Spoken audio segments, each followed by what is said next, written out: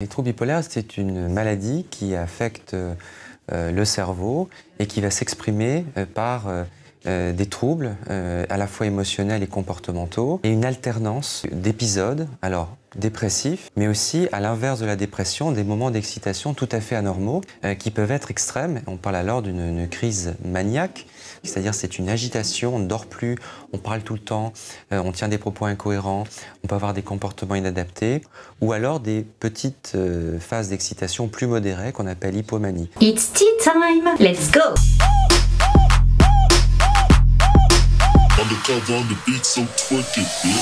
Bonjour, bonsoir tout le monde, on se retrouve aujourd'hui pour la suite des aventures de Kanye West et aujourd'hui, énorme dossier, on va s'attaquer à toutes ces polémiques. C'est parti. Alors tout a commencé principalement le 2 septembre 2005, soit 4 jours après la dévastation de la Nouvelle-Orléans par l'ouragan Katrina, où là, la chaîne américaine ABC avait rassemblé plusieurs personnalités, plusieurs stars de la télé, mais également du cinéma, de la musique, afin de lever des fonds pour les victimes de cet ouragan. Et là, en plein direct, à côté d'un Mac Myers complètement médusé, Kanye West lâche une énorme bombe en fixant la caméra. George Bush doesn't care about black people. Alors bien que Mac Myers était choqué, quelque temps plus tard quand même il admettra qu'il était quand même assez d'accord avec ce que disait Kanye à ce moment-là, à savoir le ratage gouvernemental n'aurait pas été le même si la ville avait abrité davantage d'habitants blancs. Alors 10 ans plus tard, on en parle comme étant un énorme moment de télévision, sauf qu'à cette époque-là c'était pas le cas. Hein. Donc on a par exemple le producteur et le directeur musical de l'émission Frank Radis qui dit à ce propos: je me souviens d'avoir entendu les mots qui sortaient de sa bouche. Un silence sinistre s'est abattu sur les quelques personnes présentes sur le plateau, notamment Lindsay Lohan et Leonardo DiCaprio. Donc on a le producteur exécutif Rick Kaplan qui dit: sans manquer de respect au président, l'émotion de Kanye, son honnêteté et ce qu'il avait à dire, les gens devaient l'entendre parce que les gens n'étaient pas secourus comme il fallait. Un mal pour un bien, finalement, on peut dire. You remember what he said? Yes, I do. He called me a racist. Well, what he said was George Bush doesn't care about black people. That's because he's a racist. And I didn't appreciate it then, and I don't appreciate it now. It's not true, and it was one of the most disgusting moments of my presidency. You're not saying that the worst moment in your presidency was watching the misery in Louisiana. You're saying it was when someone insulted you because of it. No, I also make it clear that the misery in Louisiana affected me deeply as well. Et maintenant, parlons du drama de 2009 avec Taylor Swift. Alors, nous sommes donc sur la scène des MTV Video Music Awards. Taylor Swift, du haut de ses 19 ans, monte sur scène pour recevoir le prix du meilleur clip vidéo pour son titre You Belong to Me. Moment de gloire gâché par Kanye West, qui n'a rien trouvé de mieux à faire que de monter sur la scène, prendre le micro. I'm really happy for you. I'm let you finish. But Beyoncé had one of the best videos of all time. On voit une Taylor qui capte pas du tout ce qui est en train de se produire, une Beyoncé qui rit jaune, genre que se passe-t-il, qu'est-ce qu'il fait? Et il y a même Barack Obama, oui, président Barack Obama qui s'est exprimé sur le sujet en disant que Kanye était un sombre idiot. Du coup, ce qui s'est passé, c'est que quand Beyoncé a remporté un titre plus tard dans la soirée, elle a fait monter Taylor avec elle pour en gros contrebalancer quoi, qu'elle ait quand même son petit moment de gloire sans que ça soit gâché par Kanye. Et 2 jours plus tard, après cet incident, dans l'émission de Jay Leno, il y a Taylor Swift qui a précisé que Kanye ne l'avait pas appelé pour s'excuser. Because I only wanted to help people, you know, my entire life. I've only wanted to give and do something that I felt was right. And I immediately knew in this situation that it was wrong. It was rude, period. And, you know, I'd like to be able to apologize to her in person. And, you know, I wanted to. Et il révèle par la suite qu'il a même écrit une chanson pour Taylor Swift. Et là, ça va être copain comme cochon, quoi. Ils vont se lancer des pics, ils vont se rabibocher, se lancer des pics, se rabibocher. Bref, ça va être comme ça pendant plusieurs années même. Right now, I am honored to present the 2015 Vanguard Award to my friend Kanye West.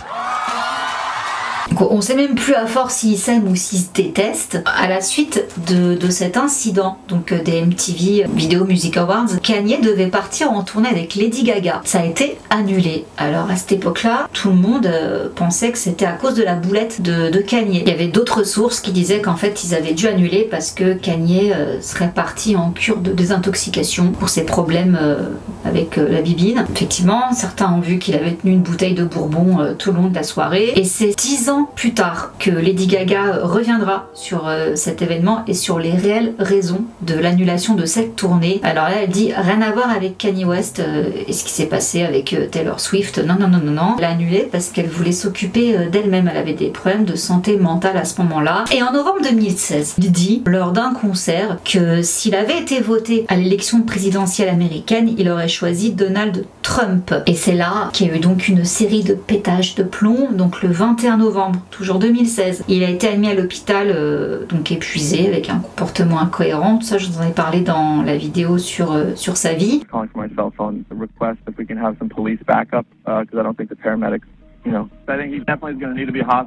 Anniversaire du décès de sa maman, ça faisait 7 ans. Déshydratation, stress de la tournée, etc. Les propos sur Jay-Z et Beyoncé, disaient à Jay-Z de pas lui envoyer des hommes et tout. Enfin bref, voilà, donc là ça n'allait pas du tout. Et on arrive en septembre 2018. Alors là, nous sommes au SNL. Il arbore donc une casquette de Trump, où il y a marqué Make America Great Again. Et il termine la soirée sur un discours où il dénonce une pensée unique à travers la culture et les médias américains qui pointerait du doigt celles et ceux qui pensent différemment dont il ferait partie. L'idée est pas mauvaise en soi, je trouve, et même très juste, sauf que voilà, encore une fois, soutenir Trump, c'est pas une bonne idée aux yeux des Américains, d'ailleurs même aux yeux du monde, quand on y pense. Donc il a par la suite rencontré Donald Trump dans le bureau ovale, donc ça c'est en octobre 2018, donc un mois plus tard, et là il aurait donc exposé sa vision sur le comportement des médias à l'égard du président et au sien, ainsi que sur la délocalisation industrielle, ce qui est quand même un sujet très intéressant, tout comme le comportement des médias. Là-dessus, je peux pas donner tort sur ces interrogations, personnellement.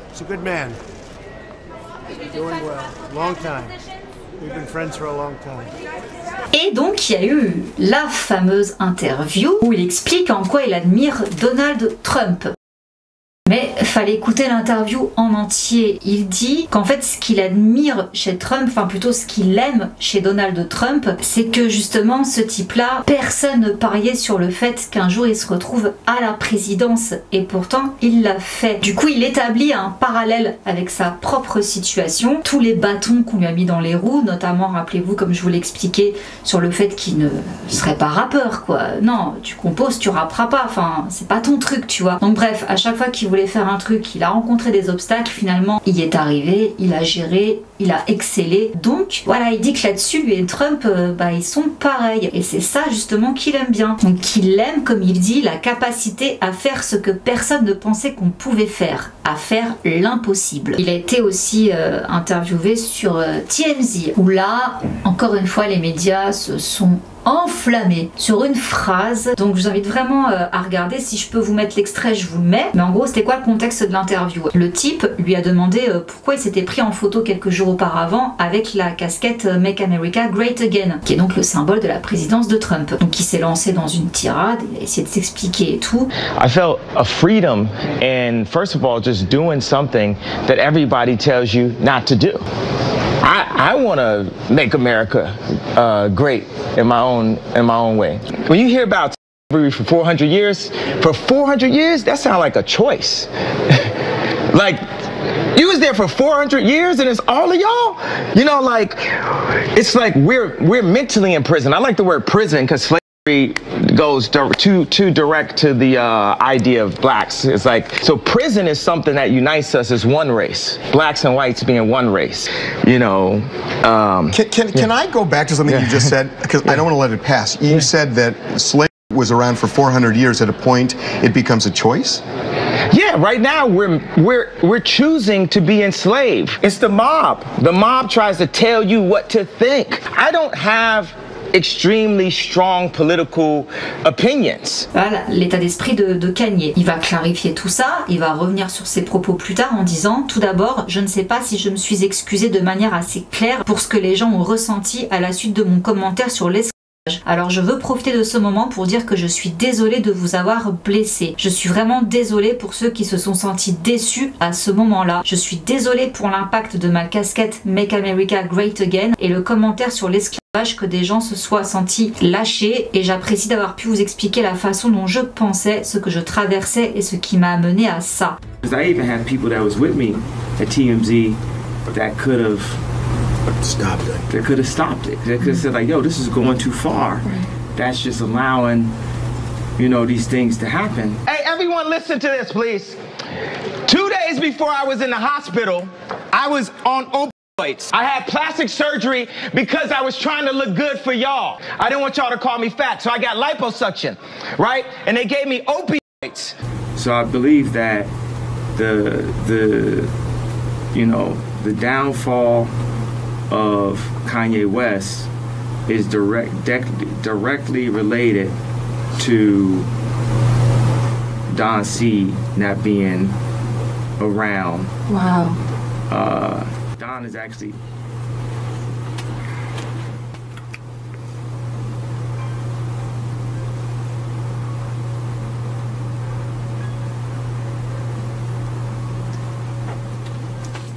I got to return to her. Il a fait une interview et où là il exprime beaucoup mieux ce qu'il voulait dire. Le cadre est plus calme. On peut comprendre que en fonction du contexte qui encadre l'interview, quand il est posé en fait dans un cadre calme, il s'exprime beaucoup mieux. It's fascinating the way you think. Because I can see that you're thinking in all these different layers and you're looking at things from all these different perspectives, and they all come together out of your mouth in like a tornado of ideas. They told me I was bipolar. And I remember going on TMZ and saying, you know, slavery is a choice. And they medicated me for saying that, for having that opinion and saying it out loud. Maintenant, nous arrivons à la fameuse candidature de Kanye West à la présidence des États-Unis. Donc, il lance sa campagne à partir du 4 juillet 2020 et la veille au soir, le 19, lors d'un meeting, nous nous trouvons en Caroline du Nord. Il parle de plein de sujets, donc de l'esclavage, également de l'interruption volontaire de grossesse, sujet sur lequel il est opposé, et d'autres sujets abordés par rapport à l'esclavage. Il a remis en cause notamment les actes d'Harriet Tubman, qui était donc une abolitionniste, en disant qu'elle n'a jamais vraiment libéré les esclaves, elle a juste fait travailler les esclaves pour d'autres blancs. Déjà ça, et ensuite en parlant d'interruption volontaire de grossesse, tout ça, il va se dévoiler à ce sujet en parlant de leur première fille qu'il a eue avec Kim, donc North. En fait, il va lâcher qu'il voulait que Kim interrompe sa grossesse. My mom saved my life. There would have been no Kanye West because my dad was too busy.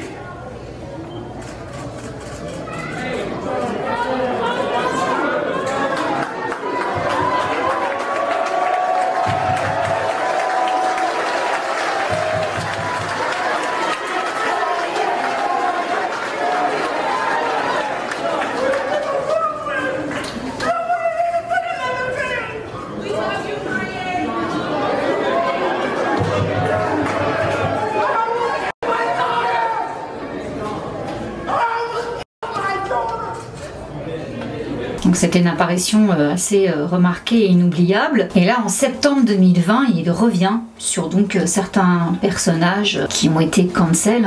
Il a parlé de séparer l'artiste de la personne. Il reproche le fait qu'il y ait des documentaires à chaque fois qui sortent sur une controverse sur un artiste, justifié ou pas. Et là, par exemple, il fait allusion au documentaire Living Neverland sur Michael Jackson. Je renvoie à la vidéo que j'ai fait à ce propos. Et également sur le documentaire sur Surviving R. Kelly. Alors là, c'est un petit peu confus tout ce qu'il a pu dire. En gros, il dit que voilà, à chaque fois qu'il se passe un truc, les médias tout de suite, paf, ils sautent dessus et ils pondent un documentaire sur ce qu'on reproche à l'artiste. Pour lui, il faut dissocier l'artiste de la personne et il est du coup contre la cancel culture parce que selon lui, si on commence à éradiquer l'œuvre d'une personne par rapport à ce qu'elle a fait dans sa vie privée, dans ces cas-là, on peut enlever tout et tout le monde. Il n'y aura plus rien. Donc il va tweeter qu'il prend parti pour Michael Jackson, Bill Cosby et R. Kelly parce que selon lui, ils ont été maltraités par les médias. Des médias blanc. Je cite, Michael Jackson, Bill Cosby et R. Kelly ont été l'objet de documentaires où sont tombés à cause des médias blancs. Il n'y a jamais eu une entreprise médiatique noire qui aurait fait tomber une célébrité blanche. Nous avions l'habitude de dénigrer Michael Jackson. Les médias nous ont fait dire qu'il était fou, puis ils l'ont tué. Ensuite, nous arrivons en octobre 2022. Donc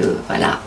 Très récemment, le lundi 3 octobre, il y a eu donc le fameux défilé à Paris avec le t-shirt White Lives Matter. Donc pour rappel, cette phrase, ce slogan est une référence au mouvement de contestation Black Lives Matter et c'est aussi un slogan qui est très prisé par les suprémacistes blancs aux États-Unis. Donc il est apparu avec ce t-shirt à la fin de son défilé aux côtés de la commentatrice politique Candace Owens, qui est donc un des soutiens emblématiques de Donald Trump. Et en fait, déjà, ce qui n'allait pas, c'est que Kanye West avait déjà remis en doute le décès de George Floyd. Ça, c'était lors d'un podcast. À ce moment-là, il disait que l'homme n'était pas mort d'asphyxie à cause du genou de Derek Chauvin, le policier là, c'était à Minneapolis, mais qu'en réalité, il est décédé d'une overdose de fétanyl mêlé à ses antécédents médicaux. Et il dit, je cite, si vous regardez bien, vous pouvez voir que le genou n'était même pas sur son cou. Or, le médecin qui a pratiqué l'autopsie de George Floyd a déclaré lors du procès de ce policier, la Derek Chauvin, qu'il avait succombé à un arrêt cardio-pulmonaire, qui était en train d'étouffer, quoi, tout simplement. Alors naturellement, quand Kanye a dit ça, la famille de George Floyd a crié au scandale, a été scandalisée. Je peux comprendre. Ils ont même embauché des avocats pour poursuivre Kanye West et la famille réclamait 250 millions de dollars de dommages et intérêts pour harcèlement, diffamation et souffrance émotionnelle. Et on a la fille unique de George Floyd, Gianna, qui a dit qu'elle avait été traumatisée par la déclaration de Kanye West. Et d'ailleurs, ce qui est quand même paradoxal, c'est que à cette époque-là, Kanye West lui-même avait lancé une cagnotte afin de financer les études de Gianna, la fille de George Floyd. So when I said that, and I questioned the death of George Floyd, it hurt my people. It hurt the black people. So I want to apologize to hurting them because right now God has shown me by what Adidas is doing and by what the media is doing, I know how it feels to have a knee on my neck now. Et dans la foulée, il y a eu un accrochage avec P. Diddy. Il y a eu une capture d'écran qui a été diffusée sur Instagram où on voit un échange de messages entre Kanye et P. Diddy. Alors qu'est-ce que ça dit? Je vais t'utiliser comme exemple pour montrer aux juifs qui t'ont dit de me téléphoner que personne ne peut me menacer ou m'influencer. Donc ça, c'est Kanye West qui écrivait à P. Diddy. Ensuite, il a poursuivi sur Twitter. Il a dit, je vais jouer à Defcon 3 sur les juifs. Ce qui est drôle, c'est que je ne peux pas être antisémite parce que les noirs sont en réalité juifs. Vous m'avez manipulé et essayé d'évincer quiconque s'oppose à vos plans. Bon, effectivement, il lâche ça. Qu'est-ce qu'il a pas dit? Quelques semaines plus tard, il a été banni des Grammy Awards 2022 à cause de tout ça. Il y a même une pétition qui est apparue sur internet pour le déprogrammer du festival américain de Coachella. Du coup, il n'a pas fait Coachella. Ça continue, les dérapages. Le 8 octobre dernier, donc toujours sur Twitter, il a encore tweeté des choses jugées antisémites. Donc son compte a été suspendu et c'est donc à ce moment-là que ses collaborations, les marques l'ont lâché, comme je vous ai expliqué dans la vidéo sur Kanye West et la mode. Et ce qui a en plus aggravé les choses, c'est qu'on a un groupe de néo qui s'est photographié, alors la photo en plus est devenue virale. Ils étaient sur le pont d'une autoroute très fréquentée de Los Angeles. Ils avaient une banderole et le message dessus était Kanye a raison à propos des juifs. Voilà. Et fin octobre, encore autre chose. Alors là, Kanye West a laissé entendre qu'un médecin juif avait tenté de le tuer. Donc il dit qu'en fait le médecin l'a mal diagnostiqué concernant ses problèmes de santé mentale. It drove me to a point of exhaustion, which was misdiagnosed by a I'm not going to say what race, what people. It was a Jewish doctor that diagnosed me of having a disorder that would have had me on medication right now. At a time like this, if I was on medication right now, then one pill could have been swapped out and it would be Michael Jackson and Prince all over again. But because I didn't take the misdiagnosis and I didn't take the medication, I'm able to speak to you guys clear of thought and transparently. People said to me multiple times, visit the Holocaust Museum. I said, visit our Holocaust Museum. It's called Planned Parenthood. The most dangerous place for a black man today is in their mother's stomach. Il montre ensuite au paparazzi une feuille de calcul des entreprises de médias et de divertissement sur son téléphone, alléguant que la plupart des noms des dirigeants figurant sur la liste sont juifs, renforçant sa rhétorique selon laquelle les juifs contrôlent les médias ainsi qu'Hollywood. Mais toutefois, il s'était quand même excusé au début de la discussion en disant « Je n'avais pas réalisé que je pouvais être considéré comme antisémite jusqu'à ce que je lise l'une des définitions de l'antisémitisme. » Sauf que il s'est tiré une énorme balle dans le pied là, le 1er décembre 2022. C'était lors d'une interview, déjà avec quelqu'un d'assez problématique dans le sens où il est en gros étiqueté complotiste. Il s'appelle Alex Jones. Bon, déjà il s'est pointé au podcast qui était filmé avec une cagoule noire et là il s'est lancé dans une tirade sur le péché, la ainsi que le diable, et il a fini par dire qu'il aimait tristement célèbre moustachu ainsi que ses sbires. Et lors de cette interview, il a déclaré « Je vois de bonnes choses dans ce café célèbre moustachu. Chaque être humain peut apporter de la valeur, en particulier moustachu. Ce type a inventé les autoroutes. Il a inventé le microphone que j'utilise en tant que musicien. Vous ne pouvez pas dire à haute voix que cette personne n'a jamais fait quelque chose de bien. Nous devons arrêter de dénoncer les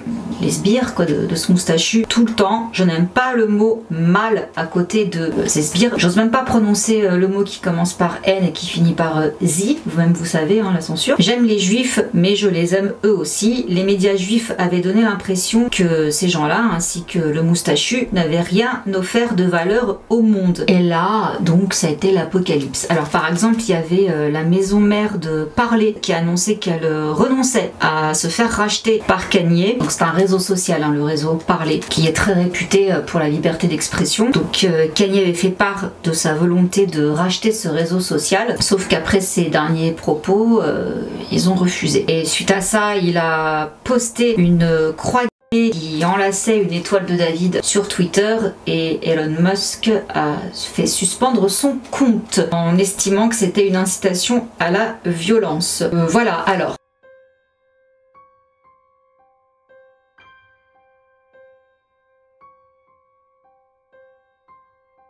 Cette dernière interview qu'on a vue de lui où il dit justement qu'il aime moustachu, c'est là où il faut être très vigilant et là où il faut écouter les personnes, peu importe à quel point ça peut paraître choquant ce que la personne est en train de dire. Kanye, il est dans un délire en ce moment où il se prend pour Jésus. Il fait des messes où il fait chanter les enfants en gloire à sa mère. Good morning, Donna.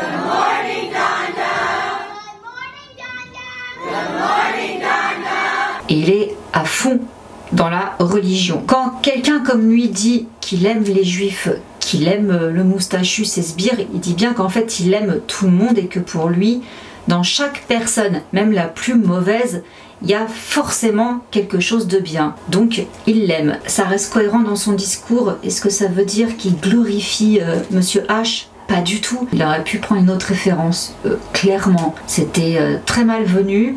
Surtout avec tout ce qui sort avant ça. Faut pas oublier non plus qu'il a un côté provoque, mais dans son délire de je suis le nouveau Jésus, j'aime tout le monde, ça fait sens. Après, le problème qu'il a avec les juifs en ce moment, ça il l'avait quand même notifié, c'est que non, il ne déteste pas les juifs. Il n'a aucun problème avec les juifs, il a un problème avec les personnes qui dirigent l'industrie, qui tirent les ficelles et qui s'avèrent être juifs. Kanye West était revenu aussi là-dessus en disant que les juifs, s'ils y arrivaient aussi bien, c'est parce qu'ils s'entraidaient énormément. Et justement, il incitait les noirs à faire de même et surtout investissez dans la terre, achetez des terrains. Maintenant, toutes les polémiques qu'il y a autour de lui, moi j'ai l'impression qu'il est de plus en plus en roue libre depuis qu'il est séparé de Kim Kardashian. Il avait déjà commencé avant. Encore une fois, si on regarde en arrière, ça... Je pense que le décès de sa mère lui en a vraiment mis un coup dans la tirelire. Est-ce que Kanye West est complètement fou? Je ne sais pas, mais je pense qu'il veut vraiment que les gens prennent conscience en fait que effectivement on est dirigé, on est contrôlé. Nous sommes les consommateurs de ce que les grandes têtes ont décidé qu'on consommerait. Là-dessus on est quand même d'accord. Hein. Donc je pense qu'à mon avis Kanye West, sachant justement le statut qu'il a, il s'est autoproclamé donc nouveau messie. Voilà, j'ai beaucoup de pouvoir, bah, je vais dénoncer certaines choses. Sauf que le problème c'est que Kanye West est autant un pantin que les autres. Il joue les agitateurs. Après voilà, le fond est intéressant, la forme est à revoir. Mais il soulève quand même des choses intéressantes, mais concrètement il balance pas vraiment les grands noms à balancer. Ça il ne le fera pas. Il ne le fera pas parce que voilà, il a beau s'agiter, il reste sous leur contrôle à eux, même s'il dit le contraire. Il voudrait... Et je pense que du coup, il sème des petites graines. Il essaie en tout cas de faire s'interroger les gens. Donc voilà, à mon sens en tout cas, c'est comme ça que j'interprète le comportement, les dires, les agissements de Kanye. Il y a des trucs à jeter, il y a des trucs à garder, il y a des trucs à approfondir pour se faire son propre avis. Voilà les amis, j'espère que je vous aurai aidé à y voir un peu plus clair dans toutes ces polémiques. Toutes ces vidéos là sont faites aussi pour assembler le puzzle. Je vous fais plein de gros bisous et je vous dis à demain. Ciao.